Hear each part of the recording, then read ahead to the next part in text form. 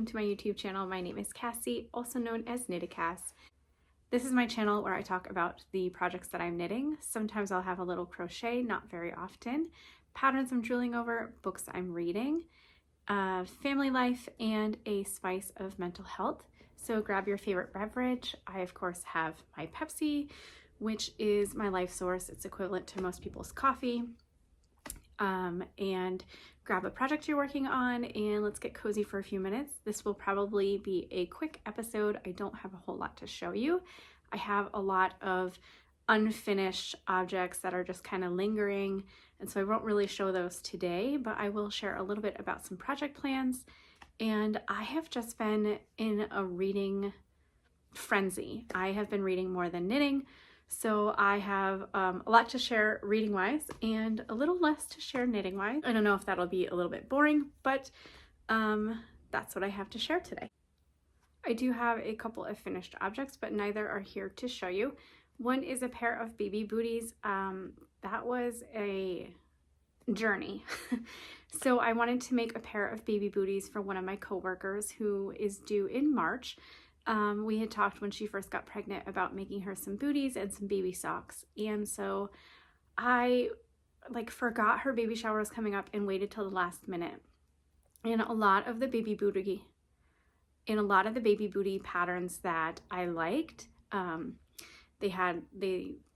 ones that I was looking for anyways, would start on the bottom and make the sole and then kind of pick up stitches, and had a lot of nice decreased markings on the front of the foot, and then like a little wrapped cuff. And the ones that I found on Ravelry were in different languages, and some of them were translated and they weren't translated very well. And some of them, the math didn't work. So I tried several different patterns, and I'm not comfortable enough with like making baby products to be able to like figure it out and do my own math. So I didn't do that. And I did a big search and I found a pair of baby booties that was knit flat, which is not really what I was looking for, but they did come out okay. It was a mix of two patterns. So it was one pattern that was knit flat and then a different pattern, which I think was also knit flat, but it had a little bow on it and I wanted the little bow. And they had both called for worsted or Aran weight yarn, which I did not have.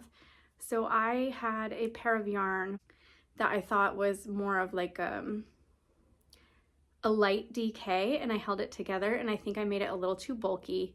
The measurements work, but the sock was really heavy and a little bit bigger, so it's obviously like gonna fit a baby like in the end part of their first year rather than the first part, which is not what I was looking for. But I must have spent at least 6 hours like knitting and reknitting and undoing and reknitting and trying to find the right patterns. I will put the name of the two patterns that I used down below, and I will insert a picture. They are adorable. They're really cute. They turned out really well. So if they were a size that I was looking for, I would have been super happy, but she seemed really impressed with that. So that's good. And the color is really cute, and the little bow is just a super nice touch. So I am proud of it. I just am a little upset that it wasn't on the smaller size. I do plan on playing a little bit more with the pattern and maybe trying it in some different yarn weights to see if it gets the size that I'm looking for. But I don't know if I'm actually going to get around to it. Like the idea of it and the desire to do it is pretty strong, but I have a lot of other projects that I am like gravitating towards, and I'm, going to school, and I'm trying to spend time with my family, and I'm like in a reading frenzy. So carving out time for that, I'm going to have to be really, really intentional. I also plan on making some baby socks. I did see a pattern. I have a binder of patterns. When I first started knitting, I used to print out a lot of patterns, and I have one, I think it's called Little Ones or something. And it's just socks, like little tiny infant to 6 month socks. So I'm going to knit some of those for sure, because I can crack a few pairs of those out like nobody's business. So we'll do that. The other finished object that I do not have here to show you, but you have seen it several times. I started it in December. I was going to knit a pair of socks for my sister as a Christmas gift, but because of Advent knitting and all the festivities you do, getting ready for Christmas and working extra hours, and then my sister surprising us for a visit, it didn't get done on time, which is fine. So I ended up giving them to her for her birthday, and she seems to really be happy with them. It is a colorway from Freckled Whimsy. It is a Wednesday colorway that she has that she had extras of from her Wednesday like monthly sock club, and it's called Everyone is an Artist. And I will put a picture of the socks here. They're really cute. They're self-striping. They've got a couple different colors of purple and a green in it, and I was a little surprised by the green, even though I saw the sample photo knit up. For some reason I didn't recognize there was green in it, but anyways, very pretty. So those are my 2 finished objects. I also have 1.5 more finished objects. So actually 2.5. I finished, oh no, they're not in here. They're not in my bag. I was going to show them to you. I do have a picture on Ravelry, so I will enter another picture. I have finished my Advent socks for the Cozy Knitter Advent, and I have been doing the Cozy Knitter self-striping yarn for Advent season. I think this was my 4th season. Very, very fun. And I have finished up all the toe and all the little like weaving in the ends. And so I'll put a picture here. And then I am almost done with the second pair of Advent socks. This is by Woolens and Nosh, and her theme was like outdoorsy. And I am working on an afterthought heel. I did finish one afterthought heel. Not entirely impressed with it. I have like a couple spots that were a little loose, so I wasn't very impressed, but I think that I have figured that out, and I don't think that will be an issue over here. I am using a mini from my box of minis here, and I think it's a 20-gram mini, and it's this nice sort of periwinkle color, and I think it goes well with the sock. So that will be done today. And then I have another complete finished object. These are a pair of socks that you've been seeing for a while. This is a pair of socks for my youngest son, Levi. And this is a Knit Picks colorway, and it was called Campfire. And I started these socks the end of summer, early fall. And they just kept being put aside for something shinier and shinier. I did a pop of color like Kay of the Crazy Sock Lady does. And then on the first sock, it started with this little stripe, but then stopped, and then carried on for its regular striping. So I tried to duplicate that on the sock, and I think I did one too many rows. So they're not exactly identical, but I don't think he's going to care. It's not super noticeable unless you're a knitter.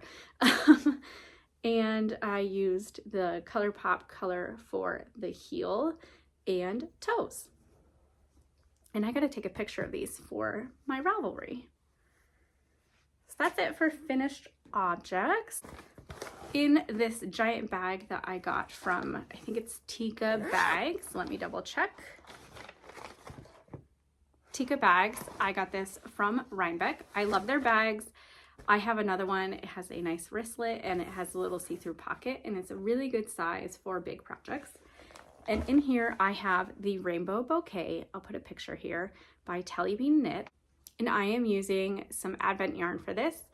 I'm using my Princess Bride Advent from Yarn Cafe Creations. And the pattern, is there a picture here? No.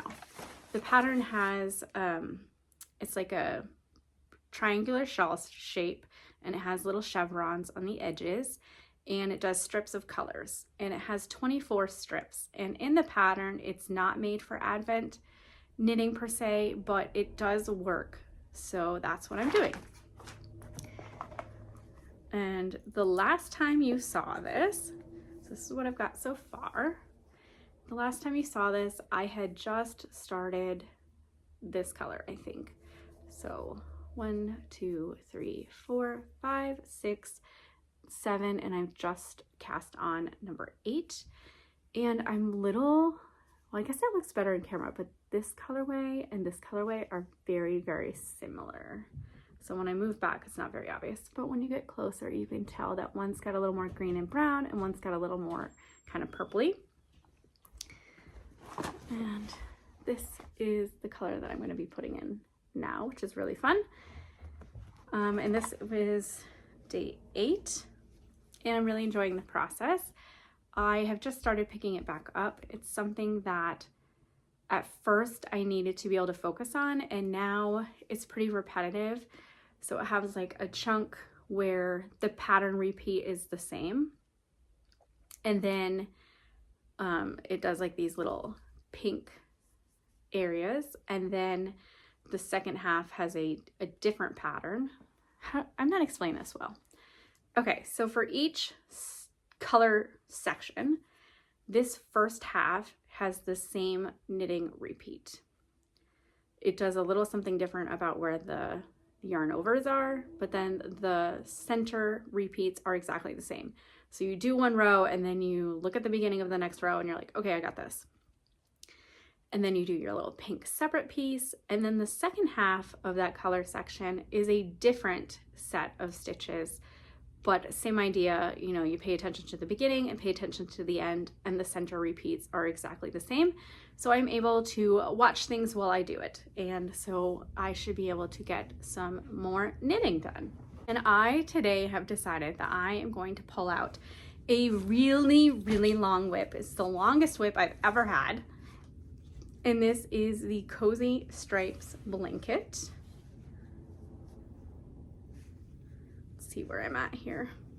That must be the bottom.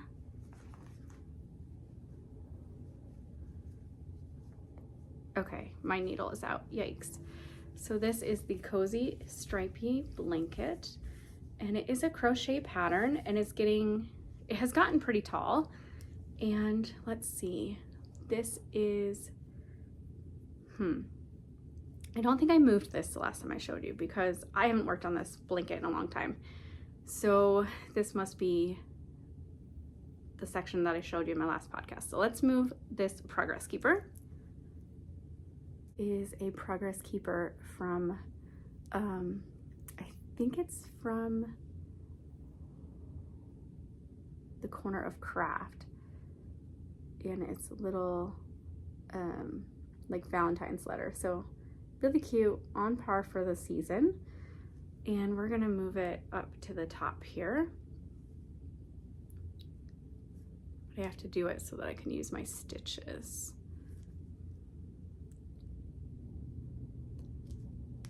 Okay, so I've decided I'm going to pick this back up. It is the year of the blanket for the Love and Stitches members, and so that's inspired me a little bit about really trying to be intentional about finishing this blanket. I'm feeling like I can really make a dent in this blanket because I have fallen in love with an Audible book that I'm listening to, and I think I can just listen and crochet this blanket. I'm new to crochet still, so I still have to do like a little marker at the first stitch, and yikes, I don't have one in this one. And a marker in the last stitch so that I don't make my rows kind of wibbly wobbly. So I can't watch a lot of TV while I'm doing this unless it's like a Disney movie we've already seen, or like The Big Bang Theory where I can kind of zone out, or Young Sheldon where I don't have to really pay attention. But because of this Audible book, I think that I will get a lot of this done. I'm hoping for it to be a lap blanket, not like the length of a bed. So that helps. It's probably about 3 feet tall. So it still needs a good chunk of length to it. And it's a pretty good width for a lap blanket. 1, 2, probably about 3.5 to 4 feet of a width. And I am making it out of these mandala cakes from Lion brand, and the colorway is Groot, and I was gifted I think 3 or 4 of these from my sister Katrina, and this is the last one that I have. So I am hoping that Amazon has some. I have an Amazon cart just kind of hanging out there, so I'm hoping to add some of these to that. Oh, how'd that get in there? My little waffle Progress Keeper from Yarn Cafe Creations. This was in her Stranger Things Christmas Eve cast on box. So let's put it in that last stitch. That's kind of tiny. I don't know if I really want to use that for marking my end. I might need a bigger stitch marker. That is it for like current whips, not the ones that are just hanging around in random places.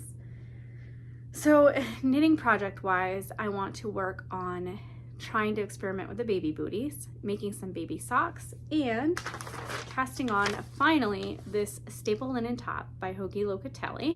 But I think I'm just going to use superwash yarn. I'm going to kind of crowdsource that idea and ask people in the 11 Stitches membership, like, will it be okay? Will it translate as long as I make a swatch? So I need to order some yarn from this. I have some yarn that has very similar colorways, but they're not the same colorway, and a couple are from different dyers. So I can't use that even if I do the helical knitting method. Even if I do that, it's not gonna work.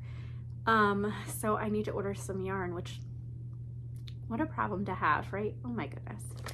I really like the wine color that I made for the sweater for Rhinebeck, so I might do that, or I might go traditional Cassie and do some pink. If I do pink, I could probably pair this with my twisted t-shirts. Maybe I'll order the same pink. It was a ballerina pink from Yarn Cafe Creations. So maybe I'll do that. Although it would look really fun variegated too. Maybe I'll make 2 of them. Probably not. Anyways, this is my plan, to order some yarn and cast that on soon and hopefully have it done by summer. I'm a little slow at garment knitting, and I tend to put garment knitting down and put it aside much faster than I do with any other project. So there's that. Acquisitions, I only have one. It is my Yarnable for February. And this is the yarn. It was made for me. Look at how beautiful those pinks are. And it is called Almost Love. I get their plush sock, 8515 superwash merino nylon. And I opened this so long ago and put it aside for my podcast that I don't even remember what the goodies are. Okay, let's see. Oh, that's fun. So we got some heart buttons. Those are really cute. And they're different sizes. There's some little ones and some bigger ones. Oh, cute. And a tape measure that says it'll block out, which is really funny. And it's on a keychain. Now I won't lose it. I can put it right on my project bag. That's perfect. I love it. And then this is a Cup of Love herbal tea, big heart tea. It's got 2 tea sachets and it's caffeine free. Let's see, is Cup of Love the name of the company? We like big bags. We designed our tea bags extra big, giving your tea room to fully expand and breathe while it steeps, excuse me. It's pretty much like brewing loose tea, only way easier. Very cool. Not a tea drinker, but my son might like it. He is a wicked tea drinker. Okay, so put my little buttons in my little random notions, and I am going to put this somewhere intentional. Well, for now I'm going to put it in with my rainbow bouquet. Or instead of putting it in the bag, I'm going to clip it to this piece here. Okay, as I rambled at the beginning of this podcast, I have been reading a lot. Since I last seen you, I have read quite a few books. I have finished quite a few books, and I don't remember some of them, and I didn't look, but I did bring my most recent finishes. So I finished Penpal. This is by J.T. Geissinger, and as you can tell from the cover, it is a spicy book, but it does have a plot, and when I was reading it, I was a little confused because it felt like 3 different plot lines were kind of going together, and I was really confused about how they fit. And so like I'd be in one one section of the book and I'm like, this is awesome, like I'm loving this part, and then they'd be like, wait, I forgot about that storyline, like what's going on. But the ending makes sense. It puts it all together and makes it more cohesive. And then I also finished We Were Liars. I'm not a big fan of this book. So it is by Lockhart, and I heard so much about it. It's been out for a while now, and it has been on my TBR for a really long time. And when I was reading it, I was reaching out to people and I was like, is it worth it to stick it out? Because it's slow and doesn't seem to have a whole lot of excitement to it. And like the premise is that there's this girl and something traumatic happened to her on an island with her friends, and no one wants to tell her what happened, and she's trying to figure it out. And then the ending makes it all make sense, makes it a little bit more of a likable read, but I would not recommend this to a friend. And you can try it yourself. That I always recommend people try it themselves if they're interested, but definitely not a book that I enjoyed. And I am reading The Stand by Stephen King. Stephen King is my favorite author, and this book has been on my list for 100 years. And my husband got me the uncut edition for Christmas, and I'm about halfway through the book, and I'm thoroughly enjoying it. It's getting to a point where the bigger part of the plot is becoming really obvious, and he likes to play with good versus evil, and there is a lot of that going on in this book, and I'm really, really enjoying it. Let's see. Oh, I'm also reading The Things That Move the Dead, I think it's called. I'll write the author down below. It is, it drew inspiration from one of Edgar Allan Poe's short stories, and it takes place on like this kind of broken down estate of some royalty family, and the family seems kind of disjointed. They seem like maybe they have lost their money. They're not really in a good place, but they are not ready to like leave the property or go anywhere else. And the daughter is really, really ill, and they can't figure out what's wrong with her. And so they have a doctor come, and one of the family friends who is part of the science world come, and they're trying to figure it out. And I don't know how to explain it without giving too much away, but the thing that's ailing her is also ailing the animals and ecology around her, and it's just really creepy. It's not like scary, but it's definitely like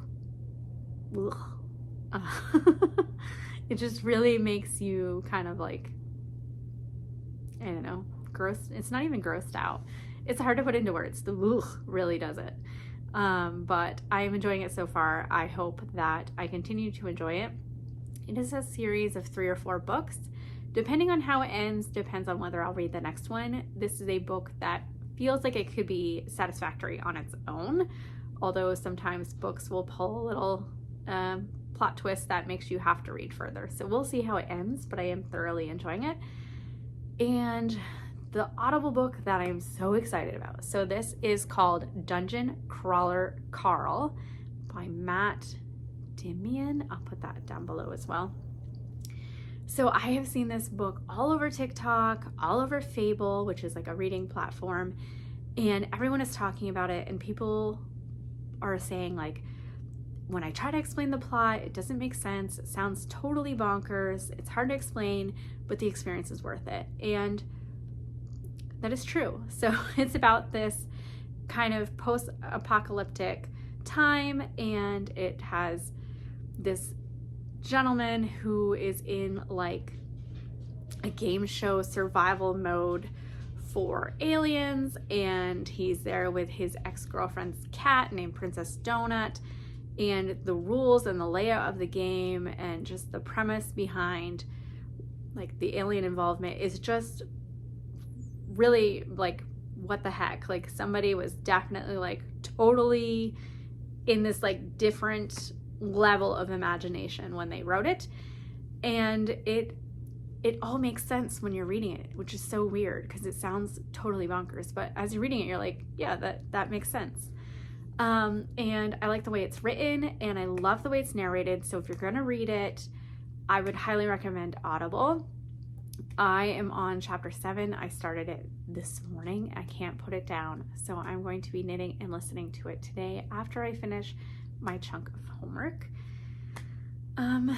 And life stuff is kind of up and down. So I will only focus on the up parts. So the up parts are that my son Wyatt, who is in his senior year of high school, is an avid basketball player and had his senior night at his basketball game the other day.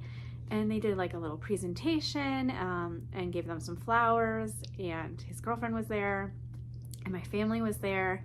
My family and I are big supporters of the kids' sports, and we've grown attached to these boys because they've been on the same team since 6th grade. So there's 8 seniors. It's going to be a really different basketball team without them. They're all very, very highly skilled, and I'm not just saying that because I, am sort of invested. And so my sister-in-laws made some signs. So we had a sign for our son and a sign for 2 of our favorite players. We love them all, but there was 2 that I think one we became obsessed with his basketball style, and the other one grew up as best friends with my son. So he's basically part of the family. So we had signs out, we gave some gifts, we had some flowers, and it was just a really cool night. The boys had posters of their basketball photos, and then they had like a place for people to write like congratulations or best of luck or I've enjoyed watching you, or some sort of message on it. So that was really cool. And he is in a culinary program and has been telling his teachers at school he wants to go to college and telling me he's not sure. And we've been on this up and down roller coaster. And he hasn't really been doing the things to like apply for financial aid and do all the things. He hasn't really been doing the things, which has been stressing me out. So yesterday he came home from school with a brochure from, I think it's Paul Smith's college. It's in the Adirondacks in New York. And he just like came home and passed it to me, and he's like, I want to go to this college, I'm applying. And I was just like, wow. So he's so serious about it that we are doing a college tour next week, and he's not let me bring him for a college tour anywhere. So very exciting. It looks like a beautiful campus. So those are the highs of what's going on in my life right now. Very, very exciting. And yeah, spice of mental health. I am just going to remind you that our world right now is very politically heavy and very emotionally heavy, and it is a time where it feels like neighbors and friends and family are divided over beliefs, and it's just a really difficult time for everybody, regardless of where you stand emotionally and politically, and how involved you are with politics and how involved you're not with politics. It still affects us all pretty significantly. And so I saw this post on Facebook the other day, and it basically said, you don't need to carry all the evils of the world. Turn the TV off and love your family. And I think that we all need to take a moment to kind of make a little bit of a separation from the things that are going on and really focus on the fact that we have family, and we still need to take time to appreciate that we have family and make memories and spend time with our families, and realize that we can't fix everything. We can't solve everything. We can't make it's too much for one person. And so we need to take care of ourselves, and we need to take care of our family. So take some news breaks, take some Facebook breaks, social breaks, whatever you need to do to distance yourself a little bit, to take a deep breath, center yourself, and love the people who are around you that mean the most to you. Yeah, that's it. Sounds very easy. It's been a little bit challenging for me, but I think it's all really, really important for us to take care of our mental health and do things that fill our cup, like knitting and crocheting and cross stitching, or whatever it is you do. Yeah, take care of you guys. Take care of yourselves, take care of your families, and I will see you next time. Happy crafting. Bye.